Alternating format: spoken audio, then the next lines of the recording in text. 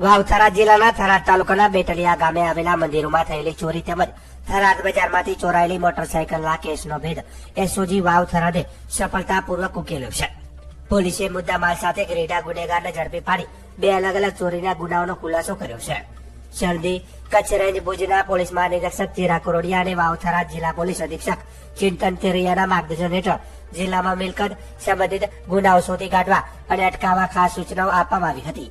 આ સૂચનાઓના અનુસંધાને એસઓજી વાવ થરાદના police inspector એજી રબારી અને તેમની ટીમ દ્વારા થરાદ પોલીસ સ્ટેશન વિસ્તારમાં સઘન પેટ્રોલિંગ હાથ ધરવામાં આવ્યું હતું. પેટ્રોલિંગ દરમિયાન તાકુવા ગામ નજીક સામેથી શંકાસ્પદ હાલતમાં આવી રહેલી એક મોટરસાયકલને અટકાવી તપાસ કરવામાં આવી હતી.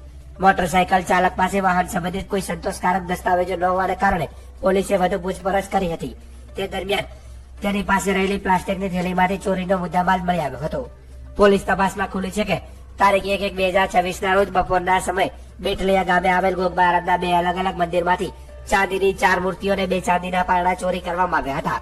વધુ તપાસમાં આ મોટરસાયકલ પણ અંદાજે 1.5 મહિના અગાઉ થરાદ બજારમાંથી ચોરી થયેલું હોવાનું સામે આવ્યું હતું.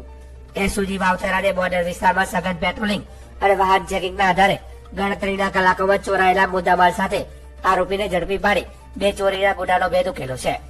આરોપી વિરુદ્ધ કાયદેસરની કાર્યવાહી હાથ ધરવામાં આવી છે.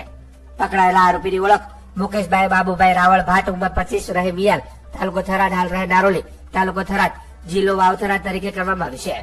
નોંધનીય છે કે આરોપી વિરુદ્ધ અગાઉ વાવ થરાદ અને બનાસકાંઠા જિલ્લામાં કુલ 7 ગુનાઓ નોંધાયેલા હોવાનું પોલીસ રેકોર્ડ પરથી જાણવા મળ્યું છે. પોલીસે આરોપી પાસેથી ₹90,000નો મુદ્દામાલ કબજે કર્યો છે.